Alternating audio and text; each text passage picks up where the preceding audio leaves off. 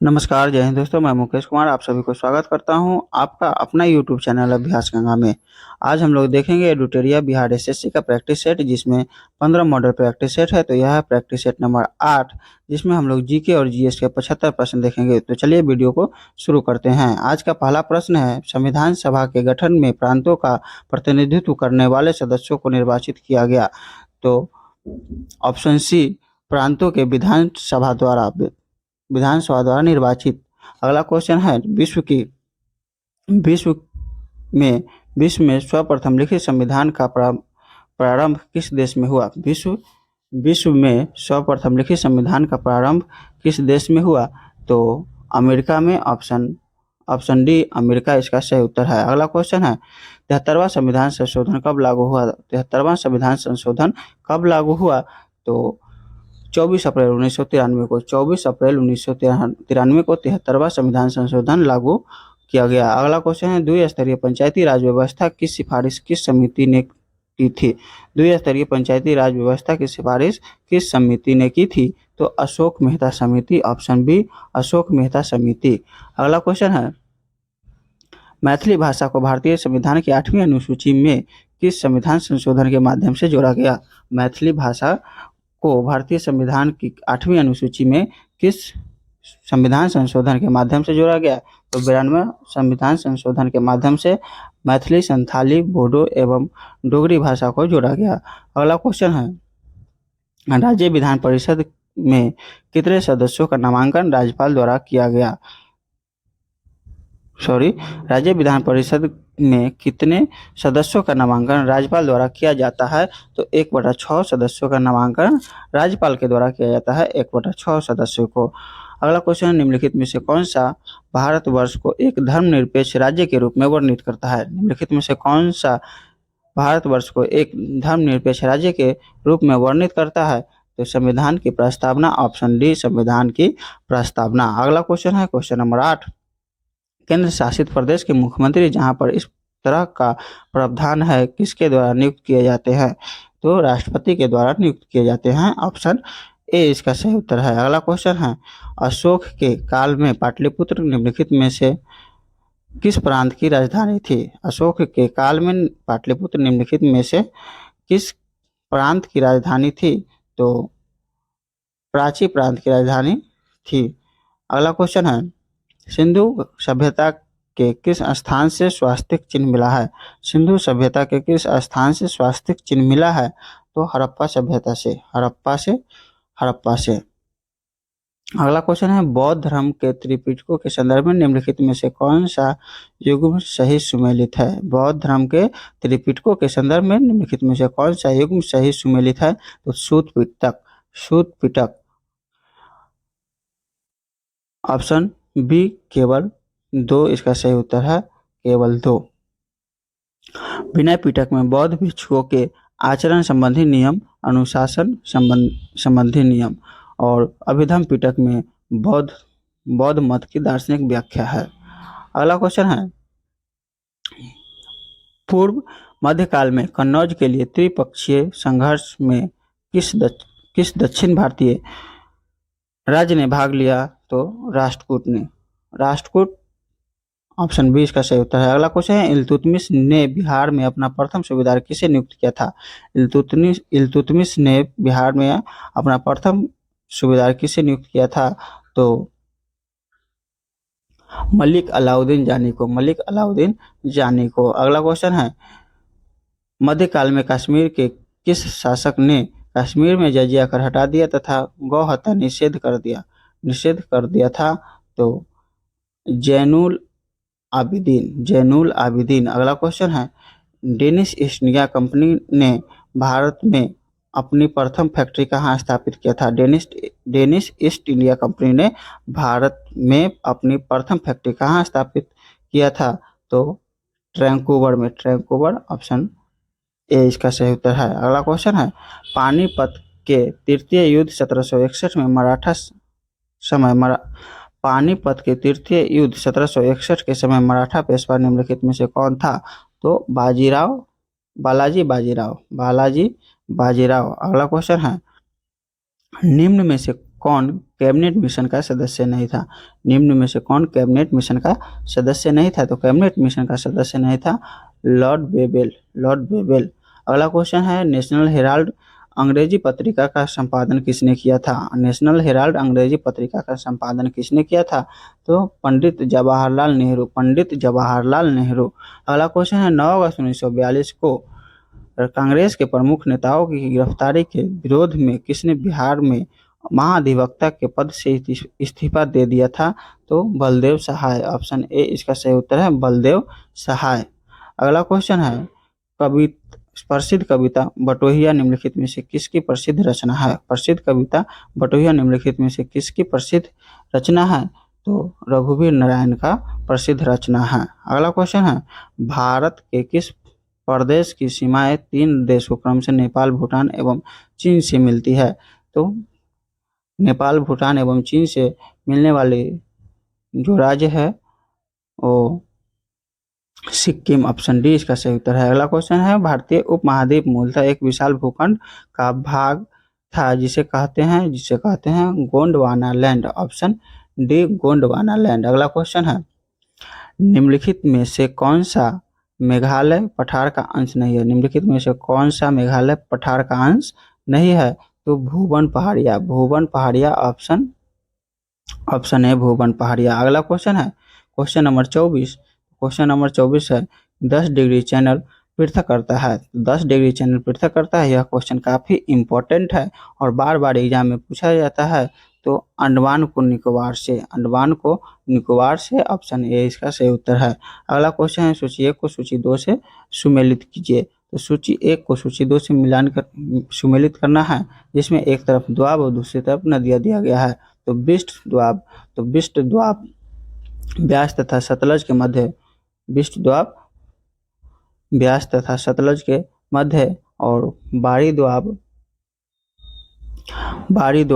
रावी तथा ब्यास के मध्य, और रचना दोआब रावी तथा चिनाब के मध्य, और चाज दोआब चिनाब तथा झेलम के मध्य। तो इसका जो सही उत्तर हो जाएगा ऑप्शन ए। ऑप्शन ए इसका सही उत्तर है। अगला क्वेश्चन है, किस नदी पर शिव समुद्रम जलप्रपात अवस्थित है? किस नदी पर शिव समुद्रम जलप्रपात अवस्थित है? तो कावेरी नदी पर, कावेरी नदी पर। ऑप्शन ए इसका सही उत्तर है। अगला क्वेश्चन है, गरजने वाली चालीसा, प्रचंड पचासा, चीखने वाली साठा पवने पृथ्वी के किस गोलार्ध में चलती है? तो दक्षिणी गोलार्ध। ऑप्शन बी इसका सही उत्तर है।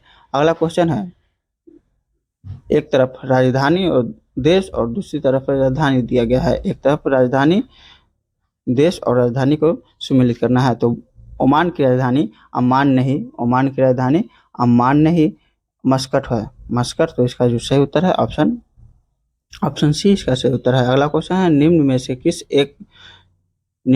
किस एक से समावेशित विकास को बढ़ाने की आशा नहीं की जाती है? निम्न में से किस एक से समावेशित विकास को बढ़ाने की आशा नहीं की जाती है? तो राष्ट्रीय आय की ऊंची वृद्धि दर, राष्ट्रीय आय की ऊंची वृद्धि दर। अगला क्वेश्चन है, सार्वजनिक वितरण प्रणाली से वितरित अनाज पर कीमत बढ़ाने का उद्देश्य है। सार्वजनिक वितरण प्रणाली से वितरित अनाज पर कीमत बढ़ाने का उद्देश्य है। इस योजना में निहित उपादान का भार कम हो सके, इस योजना में निहित उपादान का भार कम हो सके। ऑप्शन सी इसका सही उत्तर है। अगला क्वेश्चन है, क्वेश्चन नंबर 31। राष्ट्रीय स्तर पर कृषि विपणन सहकारिताओं का शीर्ष संगठन है? तो नेफेड। ऑप्शन बी नेफेड इसका सही उत्तर है। अगला क्वेश्चन है, विकास केंद्र उपागम किस योजनाओं के अंतर्गत अपनाया गया था? विकास केंद्र उपागम किस योजनाओं के अंतर्गत अपनाया गया था? तो इसका जो सही उत्तर हो जाएगा चतुर्थ पंचवर्षीय योजना। अगला क्वेश्चन है, निम्नलिखित तरल परिसंपत्तियों पर विचार कीजिए। तो इन परिसंपत्तियों का तरलता के घटते क्रम में सही अनुक्रम है। तो करेंसी सबसे अधिक तरल है, करेंसी सबसे अधिक तरल है। उसके बाद बैंकों के पास मांग जमा, बैंकों के पास बचत जमा, और बैंकों के पास सावधिक जमा। तो ऑप्शन डी इसका सही उत्तर हो जाएगा, ऑप्शन डी। ऑप्शन डी इसका सही उत्तर है। अगला क्वेश्चन है, निम्नलिखित में से कौन एक जैविक अनुक्रमण की प्रावस्थाओं का सही क्रम है? तो नवीनीकरण, प्रवास, आस्थापन, प्रतिक्रिया, स्थिरीकरण। तो ऑप्शन ए इसका सही उत्तर है, ऑप्शन ए। अगला क्वेश्चन है क्वेश्चन नंबर 35। तो क्वेश्चन नंबर 35 है, जैव विविधता के नाश का कारण है। जैव विविधता के नाश का कारण है जीवों के प्राकृतिक आवास की कमी, पर्यावरणीय प्रदूषण, वनों का नाश। तो इनमें से सभी इसका सही उत्तर है, इनमें से सभी। अगला क्वेश्चन है, प्रहरी ऐप को किस मंत्रालय द्वारा जारी किया गया है? प्रहरी और ऐप को किस मंत्रालय द्वारा जारी किया गया है? तो गृह मंत्रालय के द्वारा प्रहरी ऐप को जारी किया गया है। अगला क्वेश्चन है, ग्लोबल फायर पावर इंडेक्स 2023 में भारत का स्थान कौन सा है? तो भारत का स्थान है चौथा। अगला क्वेश्चन है क्वेश्चन नंबर 38। डस्टलिक 2023 सैन्य अभ्यास का आयोजन कहाँ किया गया है? डस्टलिक 2023 सैन्य अभ्यास का आयोजन कहाँ किया गया है? तो उत्तराखंड में। ऑप्शन ए इसका सही उत्तर है। अगला क्वेश्चन है, केंद्रीय सतर्कता आयोग के नए अध्यक्ष कौन बने हैं? केंद्रीय सतर्कता आयोग के नए अध्यक्ष कौन बने हैं? तो प्रवीण कुमार श्रीवास्तव। अगला क्वेश्चन है, भारत वन स्थिति रिपोर्ट 2021 के अनुसार 2019 की तुलना में कितना किलोमीटर वन आवरण में वृद्धि हुई है? तो 1540 वर्ग किलोमीटर में। ऑप्शन ए इसका सही उत्तर। अगला क्वेश्चन है, 32वां बिहारी पुरस्कार से किसे सम्मानित किया गया है? 32वां बिहारी पुरस्कार से किसे सम्मानित किया गया है? तो माधव हाड़ा को। अगला क्वेश्चन है, पद्म भूषण 2023 से कुल कितने व्यक्तियों को सम्मानित किया गया है? पद्म भूषण 2023 से कुल कितने व्यक्तियों को सम्मानित किया गया है? तो पद्म पुरस्कार से कुल 106 व्यक्तियों को सम्मानित किया गया है, जिसमें 91 व्यक्तियों को पद्म श्री से सम्मानित किया गया है और 9 व्यक्तियों को पद्म भूषण से सम्मानित किया गया है, जबकि 6 व्यक्तियों को पद्म विभूषण से सम्मानित किया गया है। तो इसका जो सही उत्तर होगा ऑप्शन डी, 9 व्यक्तियों को। अगला क्वेश्चन है, अंतर्राष्ट्रीय आयुर्वेद सम्मेलन 2023 का आयोजन कहाँ किया गया है? अंतर्राष्ट्रीय आयुर्वेद सम्मेलन 2023 का आयोजन कहाँ किया गया है? तो हरिद्वार। ऑप्शन ए इसका सही उत्तर है। अगला क्वेश्चन, प्रथम महिला प्रीमियर लीग में ऑरेंज कैप का खिताब किसने जीता? तो ऑरेंज कैप का खिताब मेघ लैनिंग ने जीता। और प्रथम महिला प्रीमियर लीग का विजेता टीम है मुंबई और उप विजेता टीम है दिल्ली। अगला क्वेश्चन है, प्रसिद्ध पुस्तक नालंदा के लेखक कौन है? तो अभय के। ऑप्शन बी इसका सही उत्तर है। अगला क्वेश्चन है, विश्व कपास दिवस प्रतिवर्ष कब मनाया जाता है? विश्व कपास दिवस प्रतिवर्ष कब मनाया जाता है? तो 7 अक्टूबर को विश्व कपास दिवस मनाया जाता है। अगला क्वेश्चन है, रिलायंस की जियो मार्ट ने किसे अपना ब्रांड एम्बेसडर बनाया है? रिलायंस के जियो मार्ट ने किसे अपना ब्रांड एम्बेसडर बनाया है? तो एम एस धोनी का संबंध क्रिकेट से है। अगला क्वेश्चन है, हाल ही में किस राज्य के याक चुरपी को जीआई टैग मिला है? तो अरुणाचल प्रदेश के। अगला क्वेश्चन है, सूर सरोवर पश्चिम बिहार कहाँ स्थित है? तो आगरा में स्थित है सूर सरोवर पश्चिम बिहार। अगला क्वेश्चन है, इनमें से कौन सी नदी गंगा में उत्तर दिशा में आकर मिलने वाली नदी है? इनमें से कौन सी नदी गंगा में उत्तर दिशा में आकर मिलने वाली नदी है? तो कोसी और बूढ़ी गंडक। अगला क्वेश्चन है, निम्नलिखित में से ऐसे सामग्री का चयन करें जो जल में पूरी तरह से घुलनशील हो। तो जल में पूरी तरह से घुलनशील हो, फिटकिरी जल में पूरी तरह से घुलनशील है। अगला क्वेश्चन, निम्नलिखित में से किस द्रव में लोहे की कील को रखे जाने पर वह अपनी चमक खो देगा और सुस्त दिखाई देने लगेगा? तो शीतल पेय। ऑप्शन ए इसका सही उत्तर है। अगला क्वेश्चन है क्वेश्चन नंबर 53। सिंथेटिक फाइबर को कहा जाता है मानव निर्मित फाइबर। ऑप्शन बी, मानव निर्मित फाइबर। अगला क्वेश्चन है, प्लास्टर ऑफ पेरिस रासायनिक रूप से क्या कहलाता है? तो calcium sulphate hemihydrate. Option C इसका सही उत्तर है। अगला क्वेश्चन है, रासायनिक परिवर्तन का एक उदाहरण है। तो पानी में सोडियम गिराना, पानी में सोडियम गिराना ऑप्शन बी इसका सही उत्तर है। अगला क्वेश्चन है, मिश्र धातु किस पदार्थ के संयोग से निष्कलंक इस्पात अचुंबकीय हो जाता है? तो निकल के संयोग से। अगला क्वेश्चन है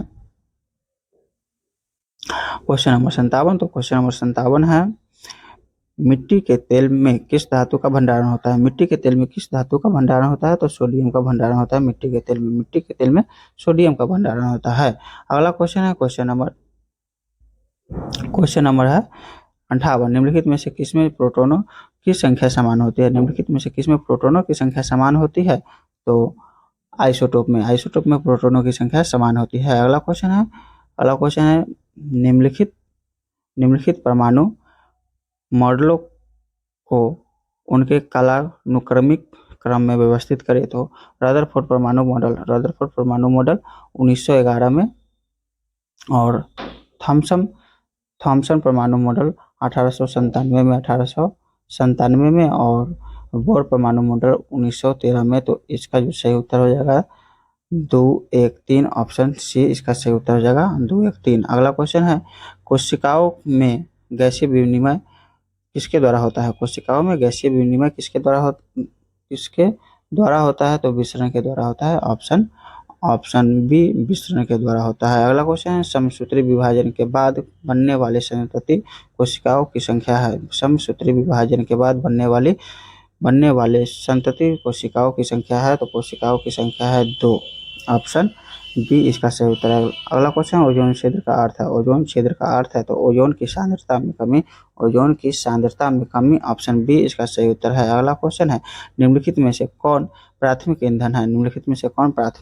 तो प्राथमिक ईंधन है प्राकृतिक गैस को प्राथमिक ईंधन कहा जाता है। अगला क्वेश्चन, कार्बन डाइऑक्साइड को ग्रीन हाउस कहा जाता है क्योंकि यह है तो सूर्य के प्रकाश के लिए पारदर्शी लेकिन गर्मी को फंसाता है। ऑप्शन इसका सी इसका सही उत्तर है। अगला क्वेश्चन है क्वेश्चन नंबर 65। तो क्वेश्चन नंबर 65 में है, शरीर में कौन सा हार्मोन स्राव पुरुषों में मूछ और दाढ़ी के विकास के लिए उत्तरदायी होता है? शरीर में कौन सा हार्मोन स्राव पुरुषों में मूछ और दाढ़ी के विकास के लिए उत्तरदायी होता है? तो टेस्टोस्टेरोन, ऑप्शन डी इसका सही उत्तर है। अगला क्वेश्चन है, निम्नलिखित में से कौन सा जीव विखंडन विधि द्वारा प्रजनन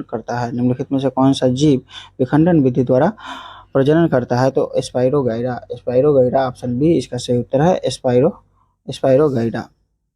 अगला क्वेश्चन है, समतल दर्पण में हमारे चेहरे की छवि बनती है। तो समतल दर्पण में हमारे चेहरे की छवि आभासी और सीधा बनता है। अगला क्वेश्चन है क्वेश्चन नंबर 68। वस्तु से प्रकाश के गुजरने की घटना कहलाती है। तो वस्तु से प्रकाश के गुजरने की घटना कहलाती है अपवर्तन, ऑप्शन बी इसका सही उत्तर है। अगला क्वेश्चन है क्वेश्चन नंबर 69। फ्यूज का तार विशिष्ट प्रतिरोध होता है। तो फ्यूज का तार उच्च प्रतिरोध होता है। उच्च इसका सही उत्तर हो जाएगा ऑप्शन ए उच्च प्रतिरोध होता है।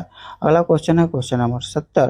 त्वरण की इकाई क्या है? त्वरण की इकाई है मीटर प्रति सेकेंड स्क्वायर, ऑप्शन सी इसका सही उत्तर है। अगला क्वेश्चन है, निम्नलिखित में से कौन सी आवृत्ति एक सामान्य मनुष्य द्वारा सुनी जा सकती है? तो 20 हर्ट्ज से लेकर के 20,000 हर्ट्ज तक मनुष्य द्वारा सुनी जा सकती है। 20 हर्ट्ज से कम आवृत्ति वाले को इंफ्रासोनिक कहते हैं, जबकि 20,000 हर्ट्ज से अधिक आवृत्ति वाले को अल्ट्रासोनिक कहते हैं। अल्ट्रासोनिक ध्वनि कहते हैं। अगला क्वेश्चन है क्वेश्चन नंबर 72। यदि पृथ्वी का गुरुत्वाकर्षण बल अचानक गायब हो जाता है तो निम्न में से कौन सा सही है?